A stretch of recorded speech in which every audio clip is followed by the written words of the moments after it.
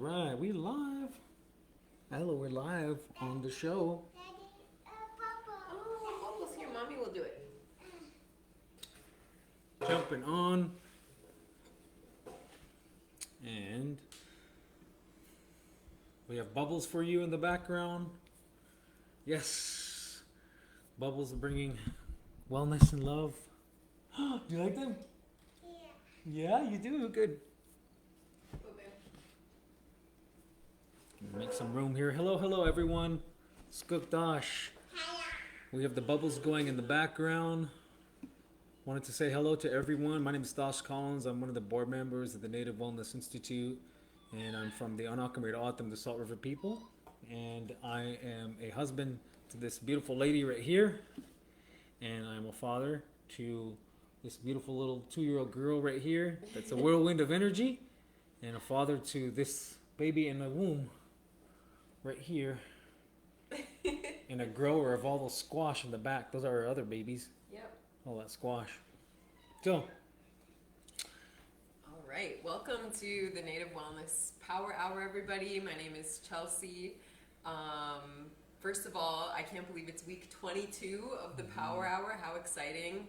I'm sure that many of you out there have already been tuning in for lots of the other amazing content that Native Wellness has been putting out. And if you have friends who want to see this stuff, I've been getting a lot of questions about this on my Instagram. If you don't have Facebook, which I don't, you can still watch these on the Native Wellness Institute YouTube channel. So it'll be like an everlasting, excellent resource for all kinds of Indigenous wellness content. So please do check out the Native Wellness Institute Facebook page for all that good stuff. And thanks for joining us. Yes. I'm so excited. thank you all for joining us as well, and thank you to the Native Wellness Institute for putting on the power hours. And it's been so awesome. Every day at noon Pacific Standard Time, people have been coming on sharing all kinds of amazing information and talks, knowledge, wisdom about Indigenous health and wellness. And I want to start off today by just giving thanks for the life that we have, giving thanks to Tonatakam, the great creator, for the life that we have been given today. We give thanks for love, that spirit of love. We give thanks to the ancestors, the Hukiokam, those that lived a long time ago, that paved the way for us. And we give thanks for all of our recent ancestors and elders that have made their transition to and passed down information to us. And we give thanks to all the children, the sacred children in our world. And we give thanks to all the babies in the womb that are about to bring teachings to us. And we give thanks to the sunlight, Thosh, Mashab, the moon. We give thanks to the Hu'u, the stars, for holding our solar system together. We give thanks to the air, the Huvud that we breathe. We give thanks to the Jivitkam, the Mother Earth that allows us to walk upon her. And we give thanks to all the Doatkam, the animals, the four-leggeds, the winged ones, the swimmers, for doing their roles in our world today. And we give thanks to even all the small microorganisms that our eyes can't see, all the bugs, all the insects. Give thanks to all the plants that hold our earth together in the soil, and that bring life to the animals and bring life to those that forage from them. And giving thanks to the shuduk, the water that we drink.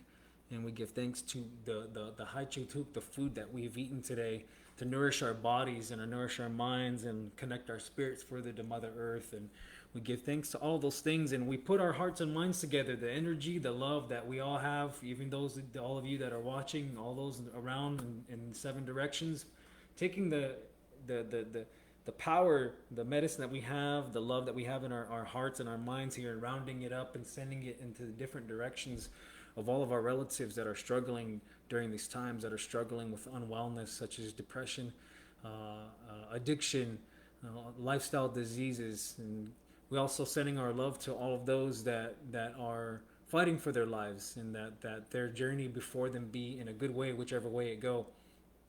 And sending thoughts and healing love to all the families in Native country right now that have been dealing with the loss of one of their loved ones. So we're using our minds. Our minds are powerful to wrap those people in healing white light, to help to lift up their hearts, lift up their minds, and to set forth a path in front of them to allow a good journey of grievance, however long that may be for them.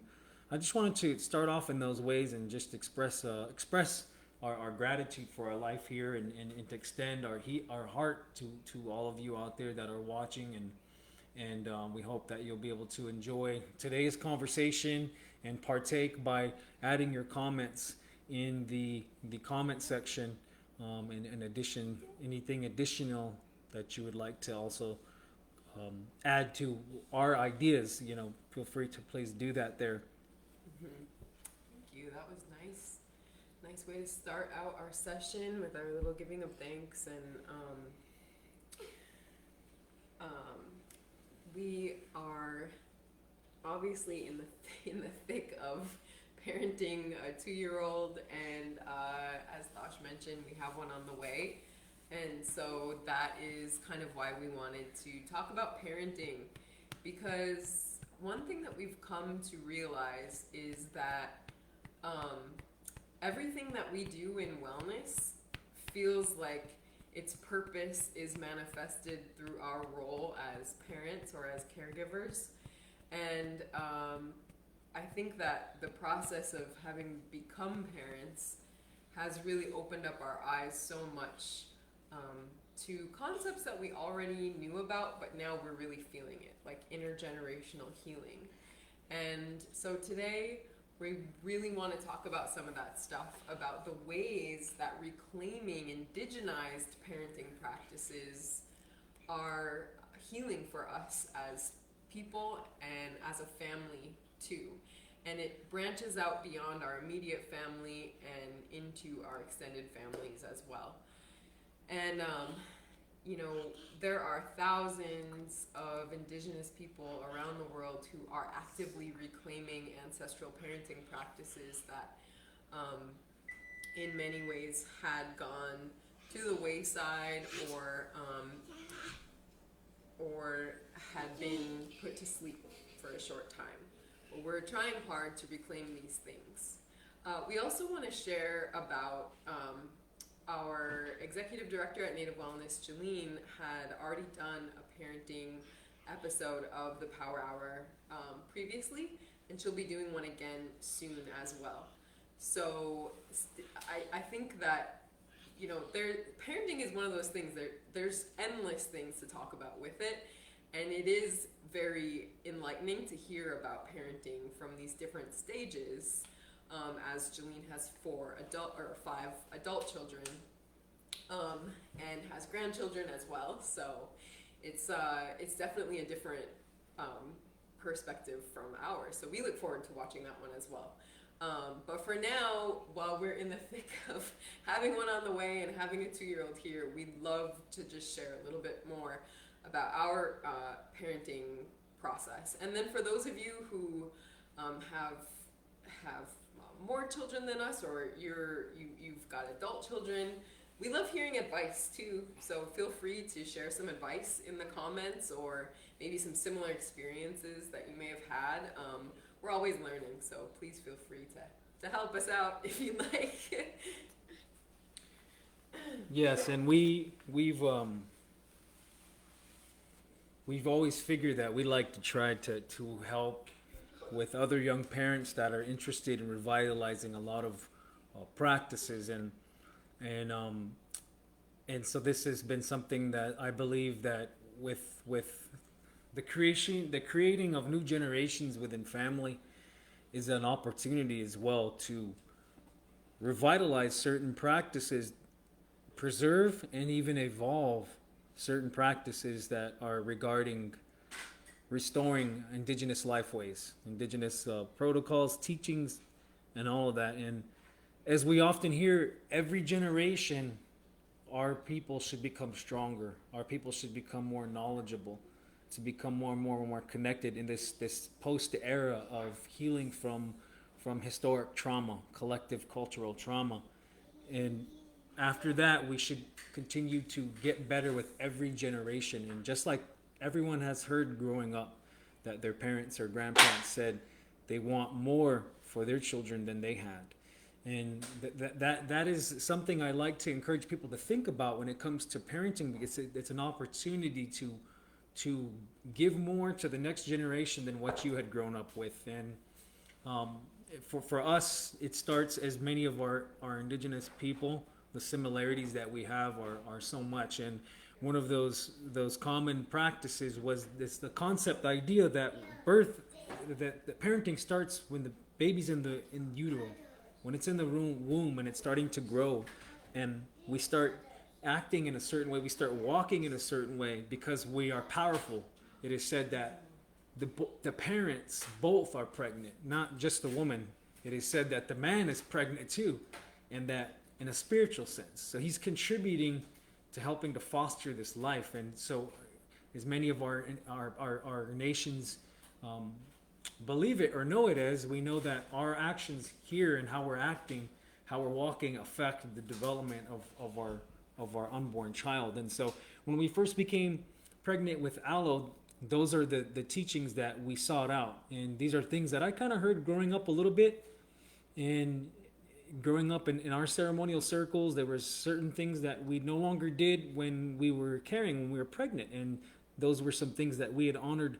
And there were other things that I'd heard people talk about, but were no longer being practiced. So we wanted to put some of those things into practice. And we started to talk to different knowledge bearers and elders from our different nations, because both of us come from different nations, and we like to honor those nations. I was raised in Anacamirot, in the Salt River in central Arizona, but on my maternal side, I'm also Wajaji, Haudenosaunee, so plains and woodland, and I like to honor those teachings that come from those people, because when I put all these things together, it makes sense for my life journey to learn from these different sources of knowledge, and then I conclude how I'm going to walk forward in my life. And that's what we do together, and with her in different nations that she consults with, and I take all those in too, because we're a unit, we're a family, we're a circle. It's a sacred circle that we're inside, and our children are in that. So as a little family, we always encourage other young families, you have that power. It's your inherent right as a human being to determine how your spiritual cultural practices are going in regards to pregnancy. So it starts there. So we want to start and talk about that a little bit. Is that right? The pre-pregnancy stage? Yeah. Yeah, absolutely. I was just having a conversation with some other Native women, friends of mine who are about my age, and they have kids too, and they were saying, we were talking about how preparing for parenthood actually starts years prior to the pregnancy. If you focus your mind in that way, it can start years prior. And one of the things for me that was very impactful, continues to paint the picture of our family life today, is I come from a family that and a community where a lot of people suffer from addiction to alcohol and drugs. And I have a lot of compassion and a lot of sympathy for that circumstance. And I also, having grown up in these communities, started experimenting with drugs and alcohol when I was, a teenager. And into my, early 20s in college and stuff, I drank, just, that partying college lifestyle. And I always thought of it as just like a normal thing that you do in life. But even though, on the other hand, I was raised with my spirituality and going to Sundance and knowing that sobriety and not having drugs and alcohol is the true way of our people, I also knew that on the other hand. And so thankfully, when I was, I think, in graduate school, I was living in New York City, and I was feeling a little bit lost. I had been on the East Coast already for 8 years for school, even though I grew up in the Northern Plains. And I realized that I need to carry my teachings from home with me, no matter where I went. And as I was hearing about some struggles that some of my family members were going through, I knew that it was time for me to support them by living my life in a way that was supportive of their health and healing, and that meant no more partying and alcohol. And so it definitely wasn't like a rock bottom situation where I had to, go to treatment and stuff like that. I mean, full support of anybody who has to go through it that way as well. There's all kinds of different ways that we come into sobriety or an alcohol-free lifestyle. Some people are, never experiment with it at all. There's a whole spectrum of what you see in our communities. For me, it was just kind of, it was literally like, what do you call that when you have a moment of clarity? I just woke up one day and I realized I needed to do that. And the thought in my head, deep inside my head and my heart, was, I'm going to be a mother one day. It's a revelation. It was a revelation. And this is before I knew, well, I kind of knew Thosh, but we certainly were not in a relationship. I certainly didn't envision myself having kids anytime soon with anyone. But I knew one day in my heart that I was going to be a mother, and I thought to myself, how do I want to live my life? What do I want to demonstrate? And that really helped me to just totally cold turkey quit like the partying and the drinking. And I have never drank since. That was like 7 or 8 years ago. And I have to say that I'm thankful for that every day, because I very well could have gone down a path where that substance of alcohol consumed me, or and it could have impacted my family life in a negative way, or my ability to be a mother. And so I'm just really grateful that I did that when I did, and I think Thosh had a similar experience.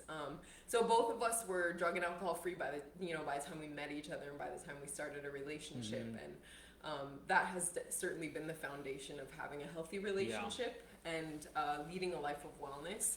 So all of that is to say, that in addition to that was right around the time where I started really consciously using movement as a healing practice, using food as healing, understanding the way that food was impacting my body, my emotions. All of these different things played a role in now who I am as a mother.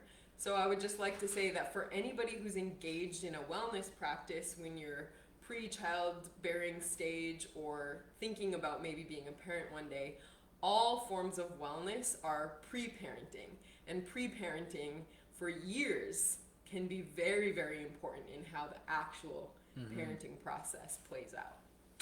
Yeah, and I had those similar experiences too. And back in my days when I used to use alcohol and drugs, I always knew it was wrong because that's not the way I was raised. I was raised in ceremony. I was raised in community where our healers and our cultural leaders would talk about how those are destructive to our people and how those were used as a tool.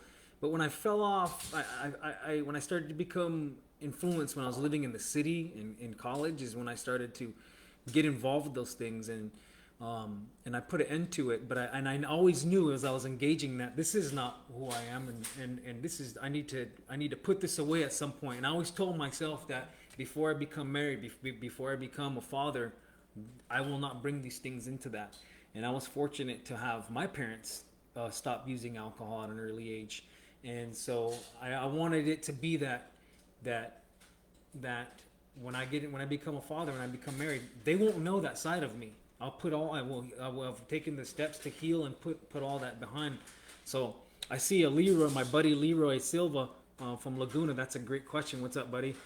He said, what are some of the things that you what are some of the cycles that you were looking to break? And that was it for me, was to not use and not bring that into the family. I don't want the child, my wife, whoever it was, to see that. And I'm so fortunate for that and grateful, like Chelsey said, that we don't know that side of each other.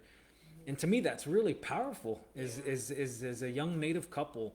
And to me, it's just powerful in itself that, Allah will never know, our daughter and our other child on the way will never know that side of us. And it's put away. And so it's again, it goes back to what I was saying earlier. Parenting also is about breaking those cycles, but recreating those healthy cycles, the healthy norms. And and this is what we're going to talk about with this conversation too. Like, we have all sorts of ideas about how much more we want Aloe to grow up with than we did. And for instance, I grew up, of course, in my home. My mom was from another nation. My dad was from there. My dad went to boarding school, so he wasn't speaking the language as much. And so in the recent years, I've been more diligent about learning Ottomyok, and because before I heard it just around the community, or hear amongst the elders talk. My dad would understand, be able to respond here and there, but not speak it so much. So I didn't hear it growing up in the household. So that's sort of like one of my other goals too. Is I'm always talking to Al on Autumnyok, and she understands, and she'll say little words here and there, but so that's something that we're making a progress, and even our restoring our family's relationship to our original food systems, which are in our people here in the desert region. We did agriculture, we foraged, we hunted, and so that's something that we're really, I don't want to jump into it yet, but that's for me, that was in my mind, is that I want Aloe to grow up with that being the norm, with her being able to eat food that she helped plant. So you can see some squash in the back that we're storing. Aloe helps plant all those, and I didn't get to do that until I was later, when my dad started bringing that back about 10 years ago in our family. But in my great grandparents, my Vikor, but those that passed on, my great grandparents, they were farming on that. So for us, is about like restoring, like I was talking about, restore, preserve, and evolve, create new practices. So there's so much that goes into this conversation, but I wanted to just add my echo her comments on how parenthood starts before we become parents. So the pregnancy stage, huh? Yes. And there's also, I should also mention, there's a lot of science that backs up our ancestral teachings about the way in the mental emotional health of even the father can impact the health of the baby in the womb. And so these are concepts that are really, I think, our ancestors always understood, but are further being explored by science as well. And so it's kind of interesting, like every other aspect of wellness, for sure. Yeah. But Indigenous parenting is brilliant. It's really cool. It is revolutionary. As I mentioned, there are certain parenting practices or styles that perhaps went to the wayside through devastating impacts of colonialism, but that many parents are reclaiming and have been actively reclaiming for several generations now. The primary example of this is, of course, I'm sure most people here understand, is just the way in which parenting practices across Native country were ubiquitously damaged and harmed through the boarding school era. There was so much abuse that took place, and that was sort of the time in which some of these unhealthy parenting cycles began. But I think now it's our generation's responsibility to understand that and to move forward in a good way, as lovingly as we can. Non-judgmental. As non-judgmentally as we can. Previous generation. As well, yes, absolutely. Yeah. So we're going to talk about some of that reclamation, which for me has been a really empowering process.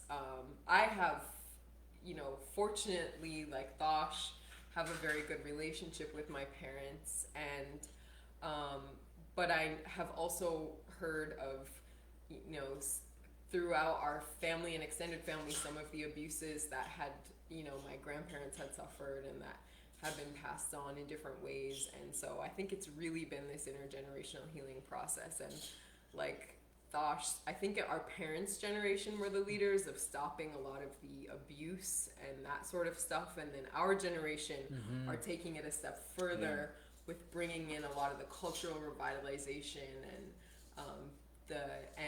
feeling empowered with our intertribalness, our multiculturalness, and like Thosh was talking about, growing food and reclaiming breastfeeding and all that good stuff. Yeah. So it's really this cool process that's taking place. So we encourage everyone who's looking for this to start going out and seek the knowledge within your communities about how do we act during pregnancy, and not to share too much, obviously, on an open internet space. But one of the things that I had learned from growing up too was that is when we are pregnant, then we don't go into spaces such as funerals and things, because the way it was explained to me in many different nations is that you're in that space where death is there, where something is ending, and you're in that space of something creating.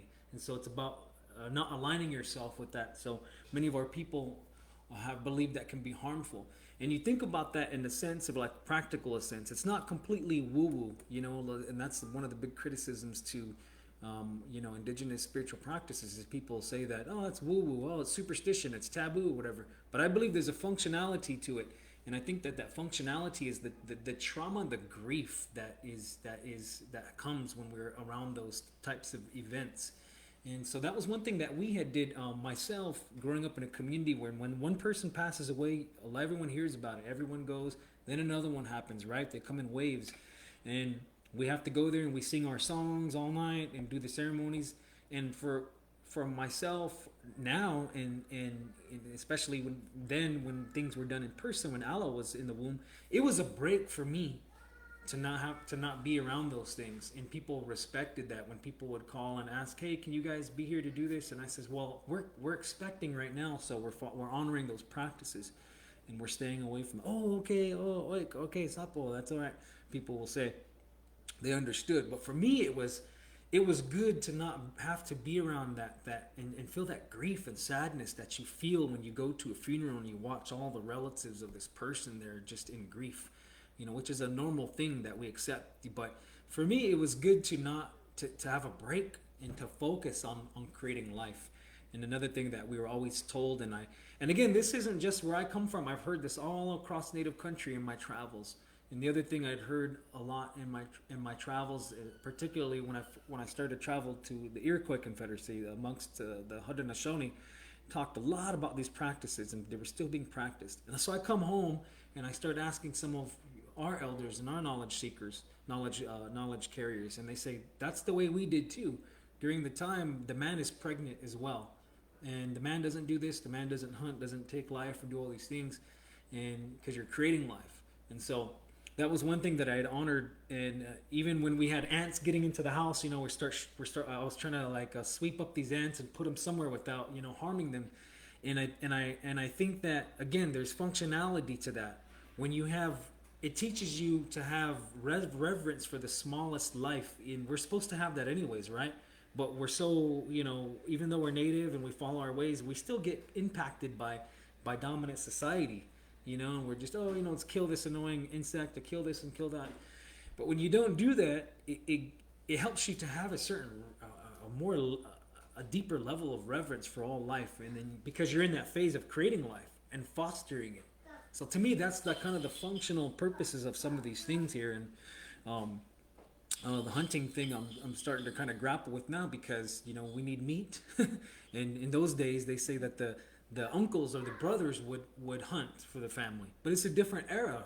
Not everyone, people are busy with their own lives, and now we're kind of, unfortunately, as Native people, we're stuck in this nuclear type of structure of family. We're no longer living in this interdependent system of clans where we're able to, depend on one another to help. So I think that I also encourage people to look at what serves your life's purpose, or what assists, what is functional for how you and your family's life is. And so also one thing that we've done with aloe is, and I had a cradle board when I was young too, and we had aloe cradle board made, and it was one that my dad helped contribute to. Both of Chelsey's and mine's moms contributed to it. Chelsey's mom beaded this really beautiful bow, because the cradle board had a bow on top just in case it would fall. It would protect the baby's face. But Donna had made this beautiful beaded bow on there. My dad had got the wood for it. I got the bow harvested from the desert, and my mom helped design. Chelsey helped design, pick the colors, and we had one of my aunties make it. And it was so nice. And we got to have my older sister put aloe in the cradle board for the first time, as her role as the older auntie. And Chelsey has it right here, and so pretty. And she dropped it. And as we know that the cradle board is something that's still very prominent across Native country, and so that's really good to see. And so we encourage all other young parents who are interested in that to you revitalize that. Remember, you have that power to go and find out and put things together to have to have it work for you and your family. She's doing a dramatic reading of her Dr. Seuss book right now. Yeah. It's okay, Aloe. It's Anything okay. else you want to add into? Should we move into birthing since it's already 12:30? Yeah. Yeah. So, so you talked about all the pregnancy. Just a little bit of it, yeah. Okay. Yeah, Yeah, birthing ceremony. and just to acknowledge, of course, every tribe, every nation has different teachings when it comes to Yeah, that's what I said. yeah, healthy pregnancy and stuff. Mhm. Okay. Just giving examples of how we kind of went about it our way. Yes, You know? yes. So one of the most important things, the most important advice that I received while carrying Aloe was that the more open-minded and willing to accept your child's individuality is the healthier your relationship with your child will be. A lot of sometimes there is an aspect of the ego that is attached to our parenting, in that it's almost human nature to desire certain characteristics or to desire your child to be something of a carbon copy of the characteristics of the best characteristics of yourself and your partner, and you want your child to embody all of those, like a perfect version of you. And the truth is that we're bringing individuals in the world. We're not bringing perfect versions of ourselves into the world. As perfect as they are to us, once we grow to love and accept them, that's the reality. And so I think I say that to express that, you know, for example, little things like keep not prioritizing what's the gender, or what's, you know, who is the baby going to look like, or making too many guesses or estimates or expectations on your child before you start getting to know them, I think is one healthy parenting practice that our ancestors carried on. And that has been really interesting for us, because our daughter is, we talk about this every day, how she is so much more than we could have even ever imagined. Like, she's just such a unique individual. She just has a personality and a mind of her own, and she fascinates us every single day. And she certainly is not a carbon copy of either one of us. She's her own person, and I think that the best thing that we can do for her is to always harbor that and support her individuality. So, for example, sometimes people will ask me and Thosh, what sports is she gonna do, or, you know, this and that. Do you want her to go to Dartmouth, you know, where you went, and all that kind of stuff. And I think before I had her, I might have had even more ideas of the things I wanted her to do. But now that I have her, I realize the best thing is for us to learn her. And so I'm not going to say like what I want her to do with her life or where I want her to go to college or whatever. I just want to harbor her individuality and just support her in whatever her true interests are, and in whatever type of individual who she becomes. And I think that when we come to accept that about our children, then we have more, we have a lot of family healing take place. Yeah. Mm-hmm. Yeah, and we didn't find out the birth for none of them, and we're not saying that in a way to judge those that do. No. But for us, it helps us really just. I'm still trying to find the words on how it helped me to. Again, it kind of goes back to what you were saying. I didn't have. Keep the mind open. Yeah, I kept my mind open, and I didn't have any expectations on them because of their gender. Oh, they're going to be this because they're a boy. Oh, they're going to be that because they're a girl. Now, especially that we understand more than ever that there's a spectrum.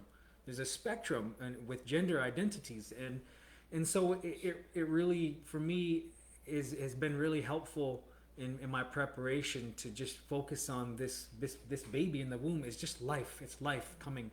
It's life coming into the world. It chose us as parents, and it's bringing teachings. Our children are born with innate wisdom and knowledge, and they're sacred, and we have to foster the space around them so they can continue to grow and with the sacred understanding or act in a way, you know what I mean?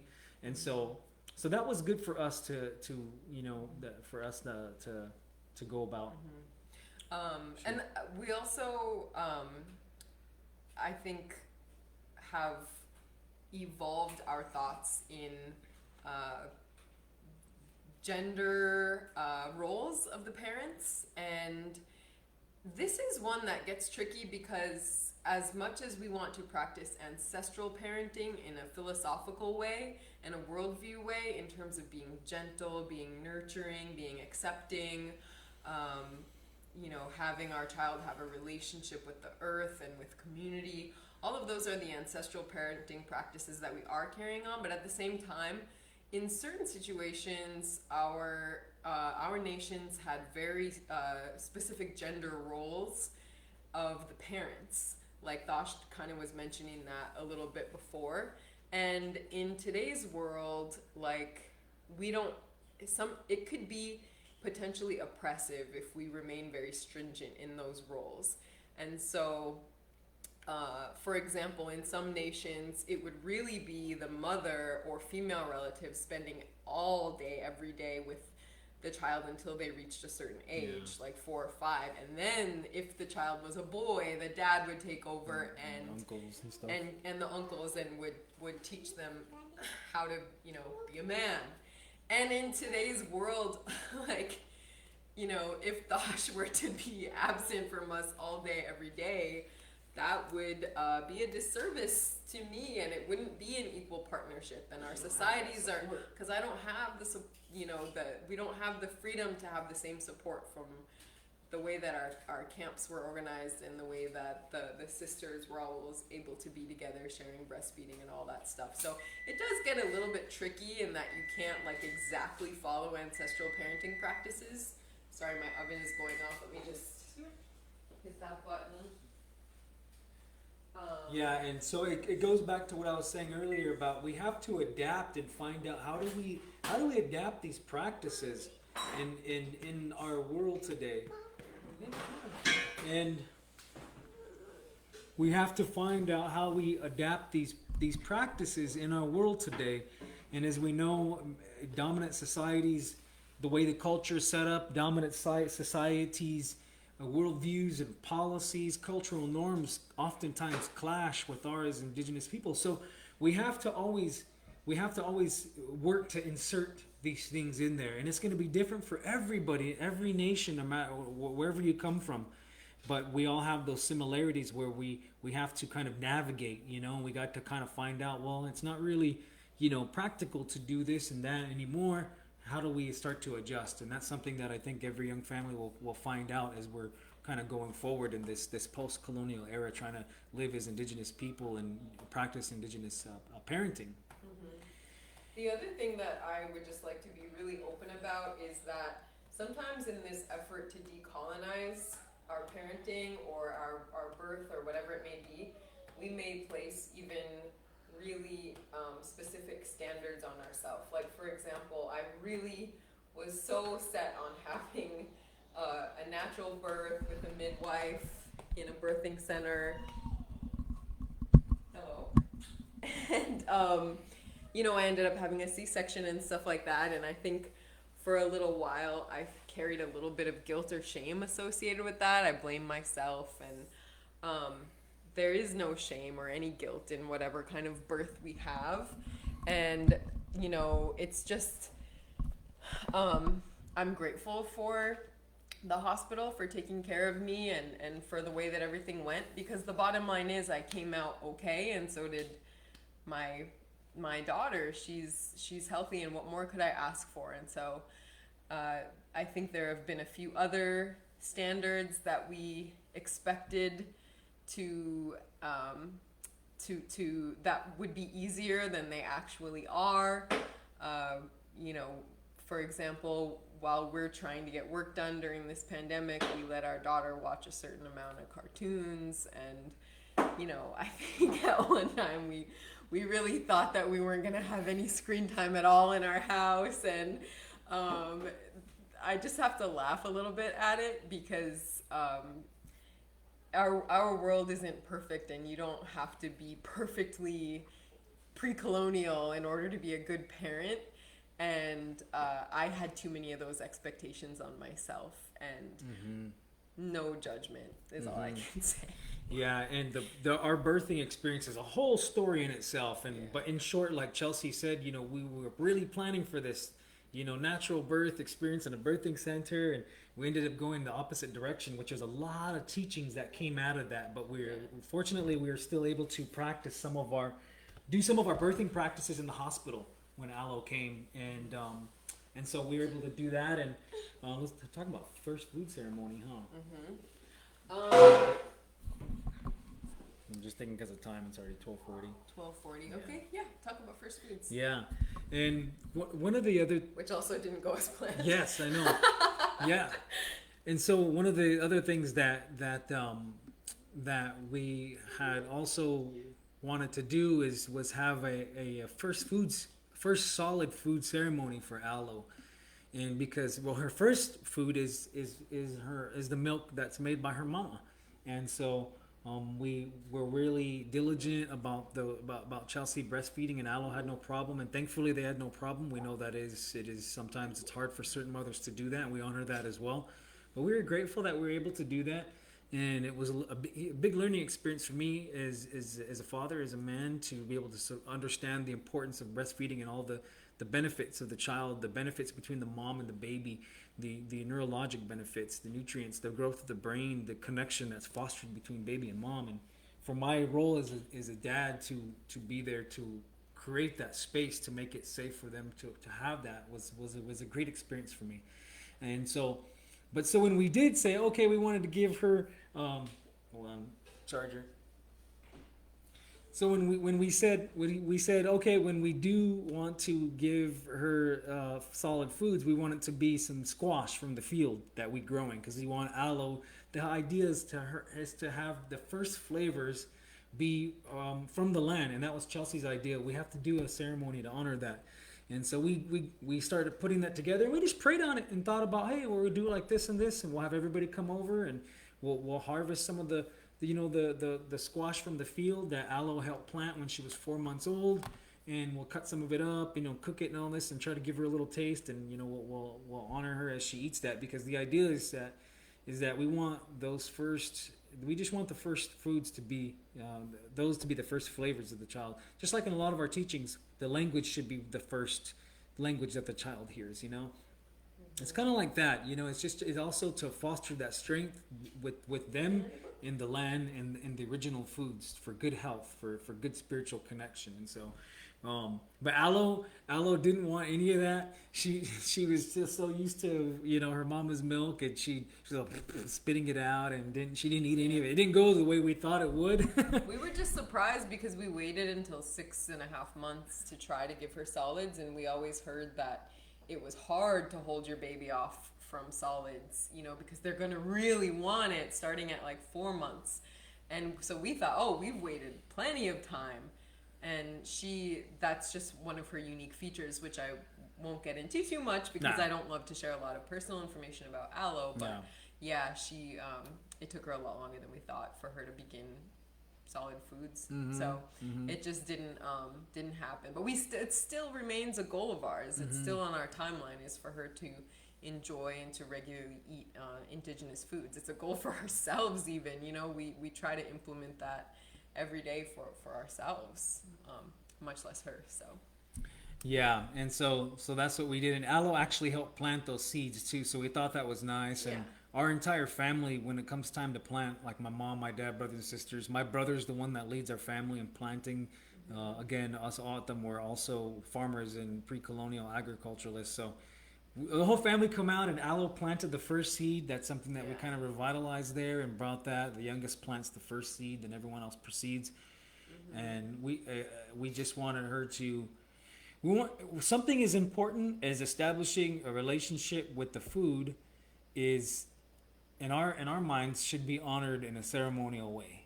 You're putting it out there to the family, to the community, to the universe, that we're honoring our child, establishing a relationship with that food.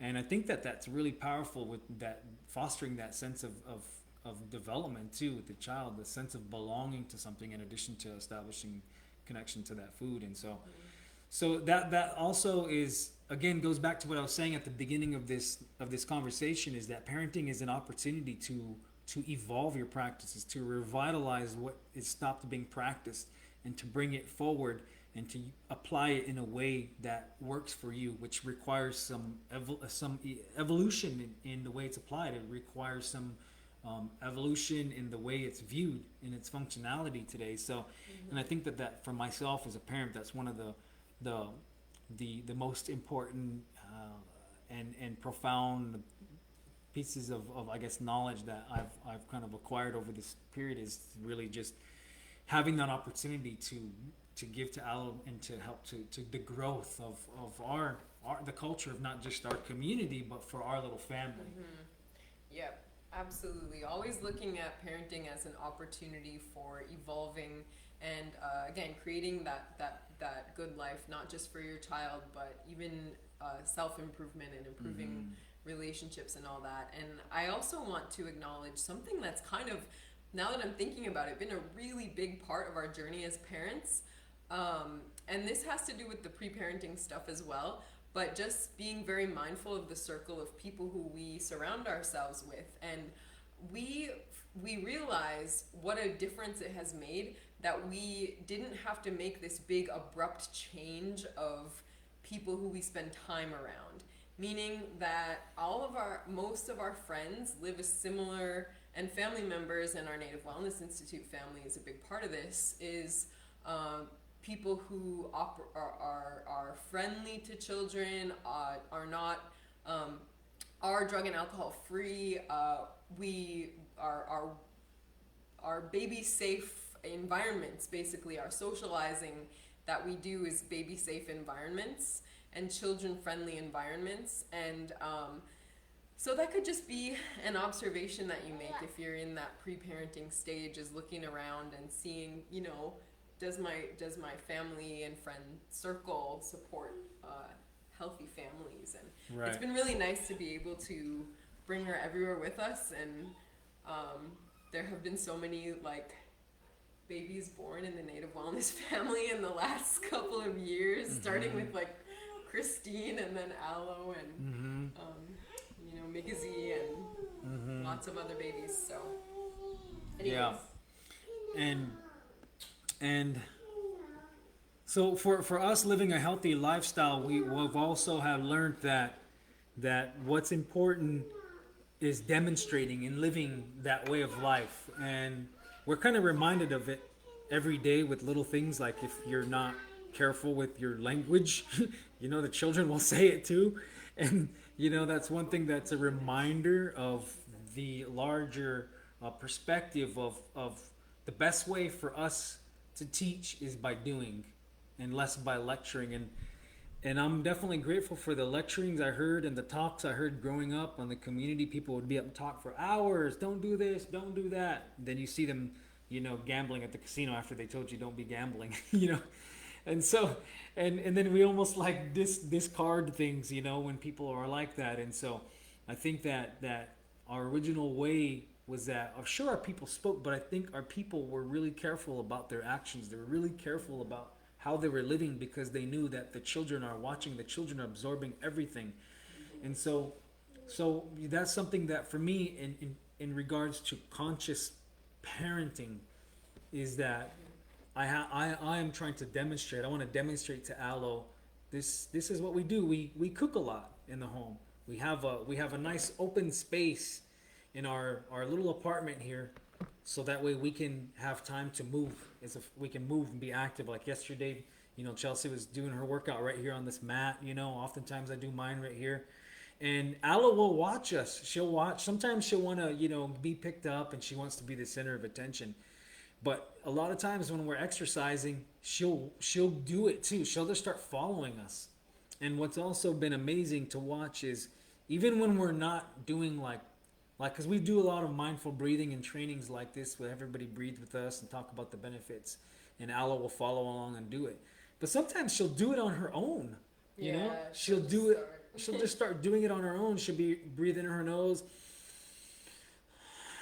and she exhales out her mouth. You know, or she'll stretch or do little lunges or squatting. Yeah, she'll just do these things on her own, and she's doing what she sees. As parents, we're setting the stage for that healthy lifestyle, and we could be, lecturing all we want and say, don't do this, don't do that, be this, be that.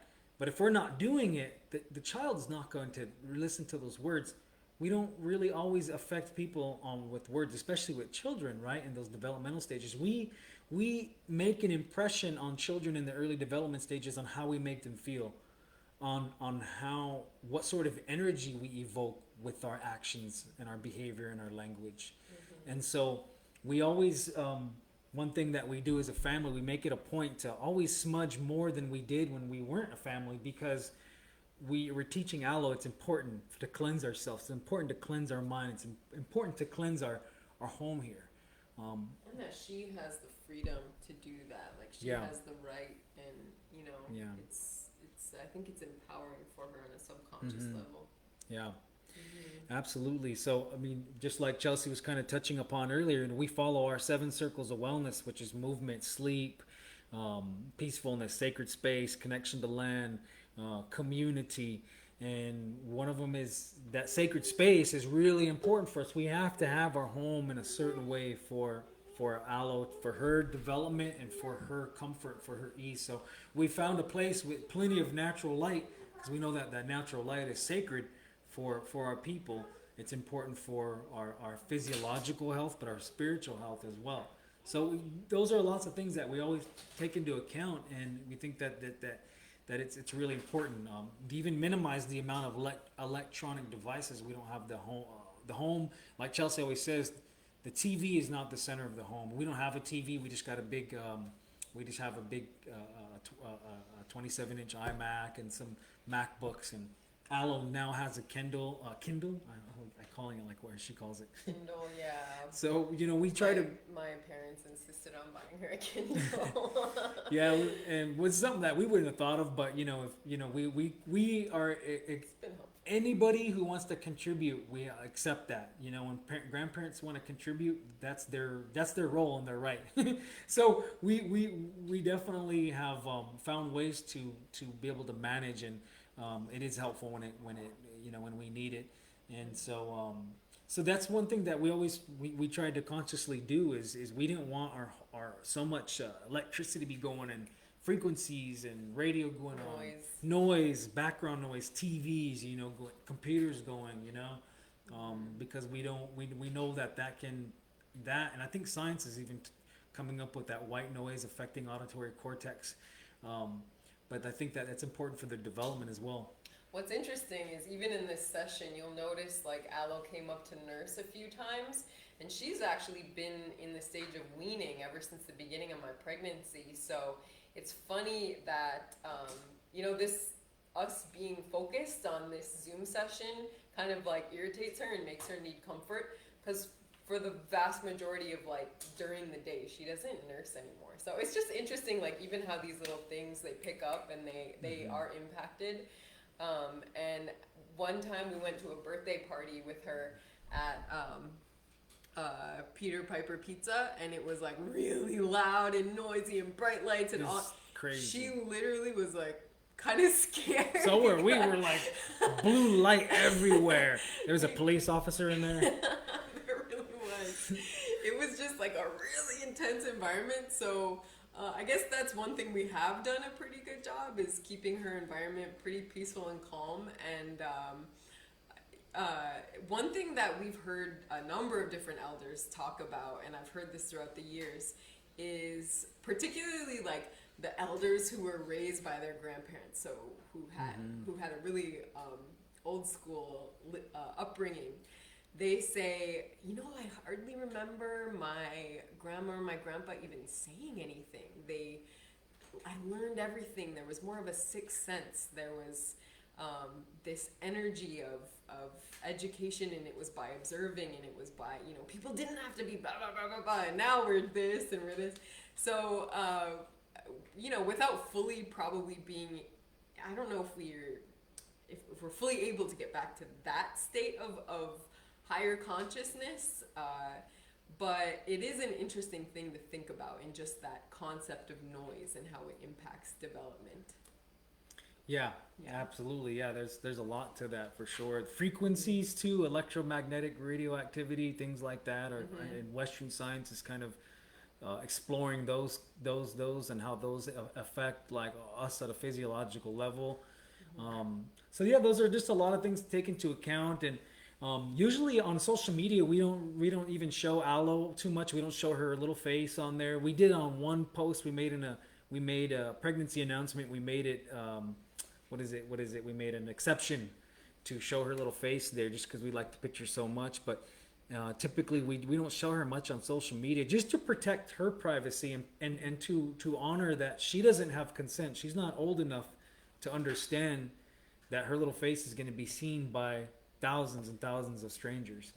And so there's a lot of there's legal points to it, but there's also just that respecting her developmental privacy as well. So she, it's kind of hard to keep her off camera during the power hours, but we always try to protect her in that way. And also we think that it's a way to spiritually protect her as well. If maybe people don't like us for whatever reason, they want to send bad thoughts to us or something, that maybe they don't have her face to imagine, so Yeah.